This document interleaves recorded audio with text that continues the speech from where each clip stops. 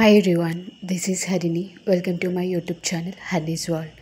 ఈరోజు వీడియోలో నేను చూపించబోయే రెసిపీ టమాటో ఎగ్ కర్రీ. చాలా టేస్టీగా ఉంటుంది అండ్ చాలా ఈజీగా ఉంటుంది. Please subscribe to my channel. నాకు కూడా ఎంకరేజింగ్గా ఉంటుంది కదా ఇంకా మంచి వీడియోస్ చేయడానికి. ఛానల్ అయితే సబ్స్క్రైబ్ చేయండి అండ్ ఇంకా లేట్ చేయకుండా వీడియో అయితే చూసేద్దాం. టమాటో కూర ఇలా వండి చూడండి, చాలా బాగుంటుంది.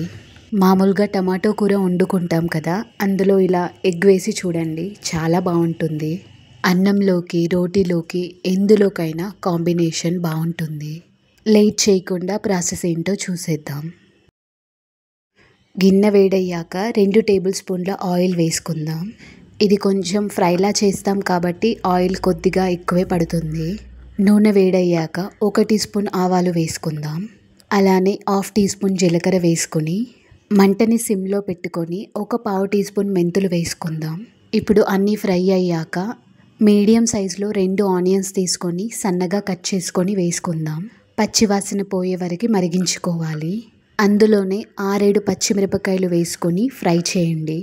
ఎప్పుడైనా మంటని సిమ్లో లేదా మీడియం ఫ్లేమ్లో పెట్టుకుంటేనే కూరలు ఏదైనా టేస్టీగా వస్తుంది. ఇప్పుడు 4-5 రెబ్బల కరివేపాకు వేసుకుందాం. కరివేపాకు ఫ్లేవర్ బాగుంటుంది ఇందులో.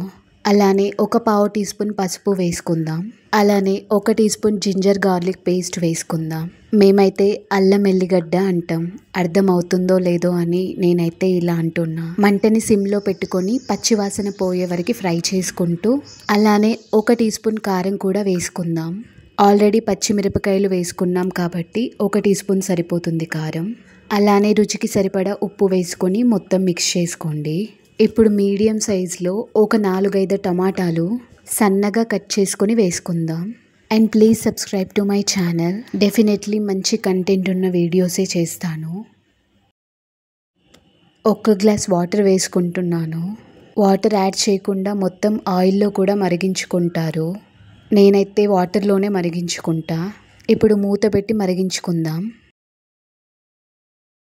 మధ్య మధ్యలో మూత తీసుకుంటూ చూసుకోవాలి టమాటాలు ఎంతవరకు ఉడికాయి అన్నది. ఇంకొంచెం ఉడికితే బాగుంటుంది అని నేనైతే మళ్ళీ ఉడికించుకుంటున్నా మూత పెట్టుకొని. ఒక 8 నిమిషాలు మీడియం ఫ్లేమ్లో కుక్ చేసుకున్న టమాటోలు అయితే నాకు ఉడికిపోయినాయి. నేను ఒక 5 గుడ్లు తీసుకుంటున్నా. ఇప్పుడైతే ఎగ్స్ బ్రేక్ చేసుకుందాం.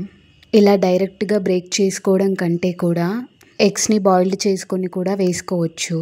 కానీ మేము రెగ్యులర్గా కొంచెం బాయిల్డ్ ఎగ్స్ తింటాం. అందుకే ఇలా కొంచెం డిఫరెంట్గా ఉంటుందని ఇలానే బ్రేక్ చేసుకున్నాం. ఇప్పుడు మూత పెట్టుకొని అలా కొద్దిసేపు ఉడికిద్దాం.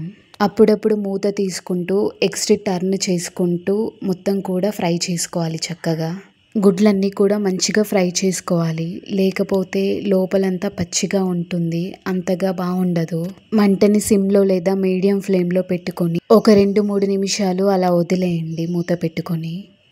చూసారు కదా, టమాటో ఎగ్ కర్రీ అయితే రెడీ అయిపోయింది. నేనైతే చపాతీలోకి ఎక్కువ తింటాను. ఈ కర్రీ బాగుంటుంది చపాతీలో అండ్ పరాటాలో కూడా బాగుంటుంది. అన్నం వేడిగా ఉన్నప్పుడు కూడా బాగుంటుంది. ఛానల్ సబ్స్క్రైబ్ చేయండి.